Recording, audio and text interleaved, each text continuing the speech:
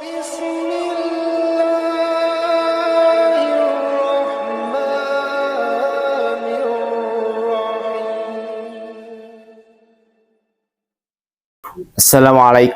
warahmatullahi wabarakatuh.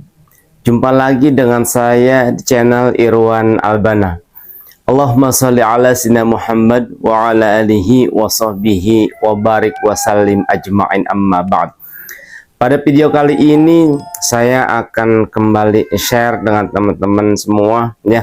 Mudah-mudahan ada kemanfaatan dan mudah-mudahan Allah Subhanahu wa taala ijabah segala doa-doa kita. Amin ya Allah ya rabbal alamin. Bapak Ibu, teman-teman semua, seringkali ya mungkin kita pernah merasakan kita sudah melakukan ini, melakukan itu, baca sholawat, baca yasin, sholat duha, sedekah, dan lain sebagainya. Tapi kenapa kok rasanya nggak pernah ada jawaban ya? Permasalahan hidup semakin menumpuk, semakin banyak, seperti tidak ada jalan keluar. Kita mesti koreksi. Ada apa nih dengan kita? Bukankah katanya ya, kata guru-guru, kata ulama, kata kiai, siapa yang berdoa pasti Allah ijabah. Tapi kenapa sampai saat ini doa kita kok rasanya jauh banget ya dari akan dikabulkan? Ada apa ini? Bapak Ibu, teman-teman semua, mesti kita koreksi ya dengan jujur ke dalam diri kita sendiri lagi ya. Kenapa? Layakkah, pantaskah kita menerima sesuatu yang itu bahasanya kita inginkan? Wajar nggak sih kalau kita berdoa misalnya, kemudian kita melakukan ibadah ini lalu Allah ijabah? Pantas nggak sih kita menerima itu? Nah, itu mesti kita perhatikan dengan dalam-dalam. Kemudian Bapak Ibu, teman-teman semua, ada satu yang menjadi tameng penghalang terbesar Allah ijabah doa-doa kita. Apakah itu? Yaitu dosa ya, dosa. Dan ini mesti kita perhatikan dengan baik ya, perilaku kita, kelakuan kita yang selama ini kita lakukan. Tapi kemudian ketika kita merasa sering berbuat dosa, sering melakukan kemaksiatan, ya, apalagi sering nyolong, gibah dan lain sebagainya, semua dosa, bahkan jangankan kita, orang lain melihat kita pun sebagai ahli maksiat, ya, tukang mabuk, tukang mencuri, tukang korupsi dan lain sebagainya. Kemudian, ya, jangan pernah kita berputus asa dari rahmat Allah Subhanahu wa taala. Maka ini juga yang menjadi kebiasaan saya. Saya selalu memaksakan diri, ya. Saya akui, saya belum bisa ikhlas seperti orang-orang yang melakukan misalkan sedekah itu karena Allah, yang membaca salawat itu karena Allah. Saya masih tipe orang-orang yang ketika melakukan amal ibadah itu punya tujuan. Dan juga jangan menyalahkan, bahkan saya aneh ya pada orang-orang yang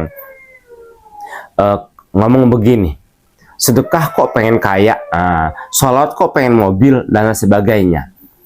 Kalau kita berbalik bertanya, bukankah sebaik-baik tempat meminta itu kepada Allah? Kedua, jalan takwa itu banyak, diantaranya sedekah, sholawat, istighfar, sholat, ngaji dan sebagainya.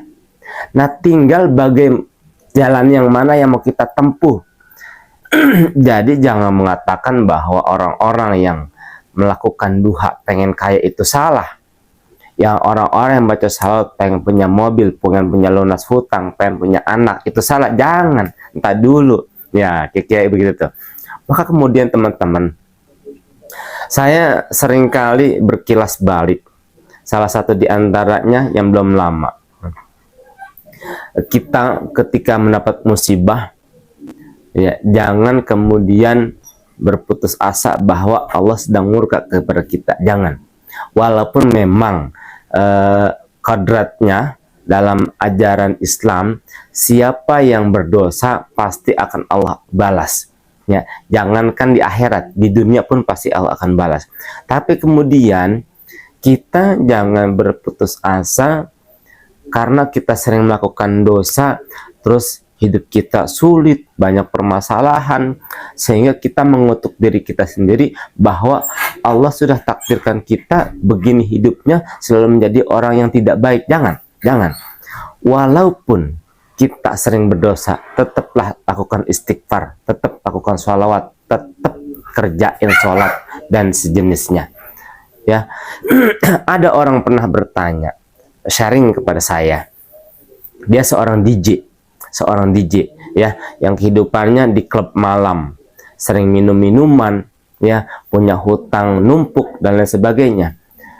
Kemudian beliau minta saran dan saya sarankan, Mbak, tolong ya, walaupun kita belum bisa meninggalkan kehidupan kita yang seperti itu tuh, ya, jadi DJ, sering minum minuman, ya, sering main dengan lawan jenis yang bebas, tetap kerjain istighfar, kerjain sholawat, ya, sampai nanti satu waktu amalan itu tuh yang akan membawa kita kepada pencerahan, insya Allah.